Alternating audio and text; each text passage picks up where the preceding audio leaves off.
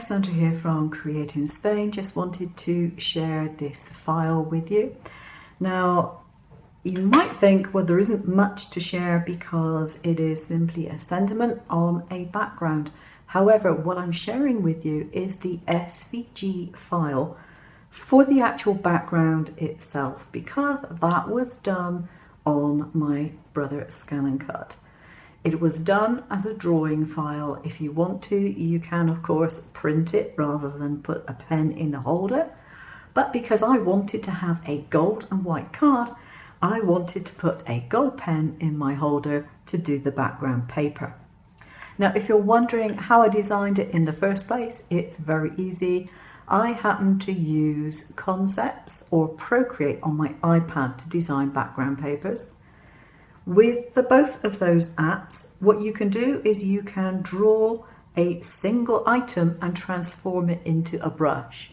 And that means electronically, you just go like that over your sheet of paper and hey presto, you have random, rotated, if you want multi-sized items going over your page. Now, in the case of Concepts, it's a vector app in the first place, so there is no other thing that you have to do to it. Save it as an SVG and that's it, you're ready to go. If you're using Procreate, then you need to transfer it from a PNG to an SVG. Now, I find the easiest way of doing that, if you've got something which would normally come out as double lines, which something like this would do, is to put it through Super Vectorizer. Now, that is only for the Macs amongst you.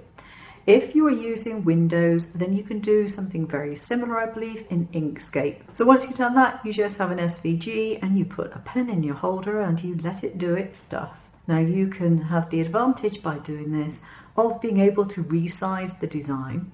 So you can do an A4 sheet of paper if you want. If you have a 12 by 12 sheet of paper you want to do, you can do it 12 by 12. Because it's SVG, it can be resized. And that is absolutely wonderful. The advantage that is obvious too is that you can, by using metallic pens, get the effect of a very expensive purchased paper pad. You could start off with a plain paper like I've done here, or you could start off with a coloured one. You could start off with a patterned paper and put something else over it. The choice is yours.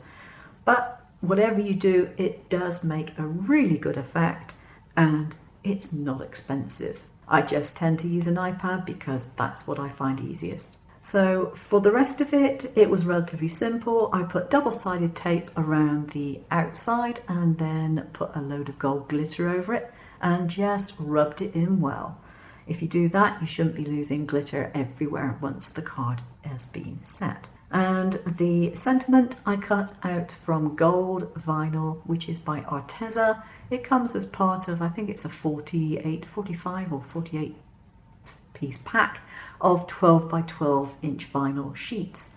It's good quality vinyl. It cuts beautifully if you do the half setting on an auto blade with a Brother Scan and Cut. And I did my sentiment not in Canvas Workspace, but in Shortcuts a lot, because I have the ability to use all my different fonts and put weeding lines on it, which makes doing vinyl lettering a whole lot easier. Before I go, I wanted to mention a site that I've come across. Now, I came across this lady on a Facebook group that I belong to.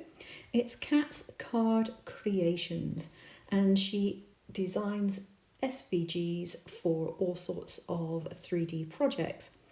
A lot of them are buildings, and she does an amazing job on these. They are incredibly detailed. So I'm sure that if you fancy a nice little project to do when you've got some spare time, or if you're feeling bored anyway, and you like doing 3D things, this site will have something on there that you would like. Okay, that's it. I'm done. I'll see you again soon. Take care now. Bye-bye.